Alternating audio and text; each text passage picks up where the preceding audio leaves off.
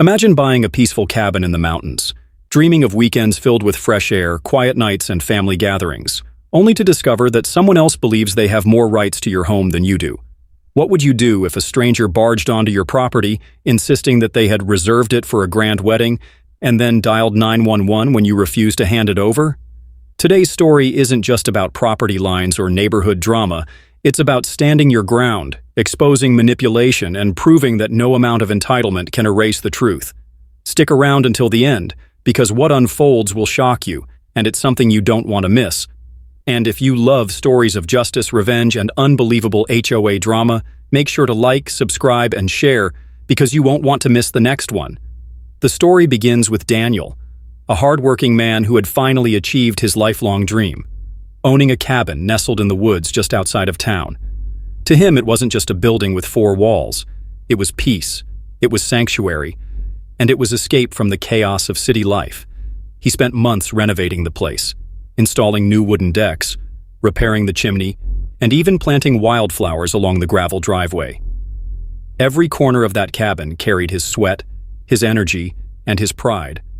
But little did he know that the greatest challenge wouldn't come from fixing leaks or patching roofs. It would come from a neighbor with a sense of entitlement larger than life. Her name was Karen. She wasn't just any neighbor. She was a self-proclaimed leader of the local HOA. Even though Daniel's property wasn't part of the HOA's jurisdiction, Karen believed her word stretched far beyond those boundaries. To her, the cabin wasn't Daniel's safe retreat. It was, in her mind, community property waiting to be managed by her. From the very first day, Karen had made herself known. She came striding up to Daniel one evening, clipboard in hand, with rules and regulations printed in bold letters. "We like to keep the cabin's uniform," she said sternly, looking at the newly painted green shutters Daniel had installed. "I'll need you to file an approval form with me before you make such changes again." Daniel, baffled, simply responded, "I'm not part of the HOA." Her jaw tightened, her eyes narrowed, but she walked away, muttering something under her breath.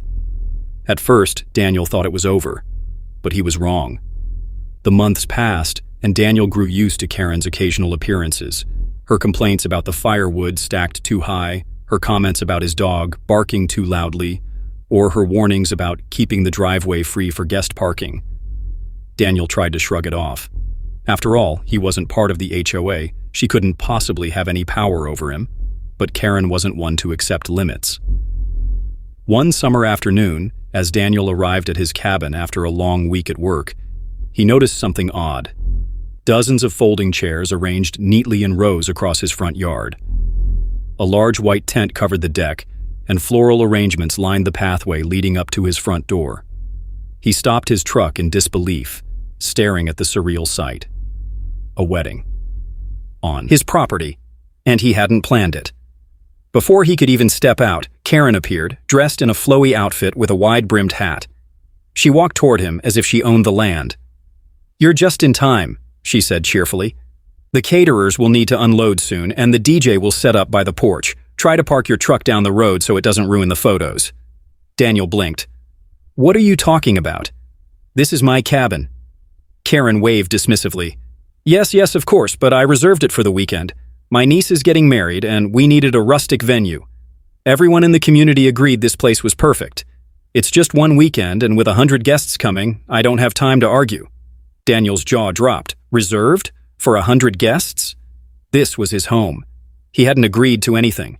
He tried to keep calm, but his voice firmed as he said, "No one reserved my property. You have no right to be here." Karen's smile faltered. "Excuse me, do you know how much planning went into this? I already told the guests, the vendors, everyone. We're not changing venues now. It would be humiliating." Daniel's patience thinned. "That's not my problem. Get off my land." And then, in a dramatic fashion that only Karen could pull off, she whipped out her phone and dialed 911. "Yes, officer," she said loudly, glaring at Daniel. "There's a man threatening me on my own property. He's trying to ruin a wedding." Daniel could hardly believe it. His heart pounded. Was this real? Soon, 2 police cars arrived, their lights flashing. Guests had already started to arrive, dressed in suits and gowns, confused at the tension in the air. Karen hurried to the officers, playing the role of a victim. She gestured wildly toward Daniel, spinning a story about how she had reserved the cabin, how he was refusing to leave, and how the entire event was at risk. The officers turned to Daniel. "Sir, is this your property?" Daniel quickly produced his deed, his ID, and every proof he had. The officers examined the documents carefully. Then they looked at Karen. "Ma'am, this cabin belongs to him. You don't have any rights here." Karen's face turned crimson. She tried to protest, claiming she had verbal agreements and community backing. But the officers were unmoved. "If you don't leave now," one of them said firmly, "you'll be trespassing and we'll have to remove you." The crowd of wedding guests murmured awkwardly. Vendors looked at each other, unsure of what to do. And Karen? She stood frozen, humiliated in front of everyone she had gathered. Daniel, though furious, remained composed. "You're trespassing," he said calmly. "Take your chairs, your tent, and your guests off my property." The officers nodded in agreement. Slowly, reluctantly, the wedding party began to disperse. Chairs were folded, flowers were removed, and the tent was torn down. Karen's niece looked devastated, tears running down her face as she pleaded with her aunt. But Karen could do nothing now. She had been exposed, and as the final car pulled away, leaving Daniel's yard empty once more, the silence returned.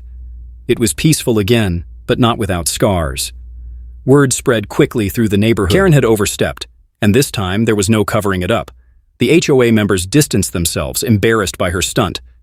Vendors refused to work with her again. Even her own family members criticized her for ruining what should have been a joyful day. For Daniel, it was more than just a victory, it was validation. He had stood up for himself against manipulation and entitlement. He had defended his property, his rights, and his peace.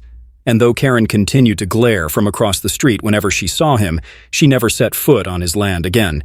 The cabin remained his sanctuary, a place untouchable by the grasp of entitlement. And Daniel knew, deep down, that sometimes the greatest battles aren't fought with fists or anger, but with patience, truth, and unwavering courage. Because in the end, no matter how loud the false claims, the truth will always stand tall. So, what do you think? If you enjoyed this unbelievable HOA story and want to hear more tales of justice served, don't forget to hit that like button, subscribe, and share this story with someone who needs to hear it. Because stories like these remind us, standing your ground is always worth it.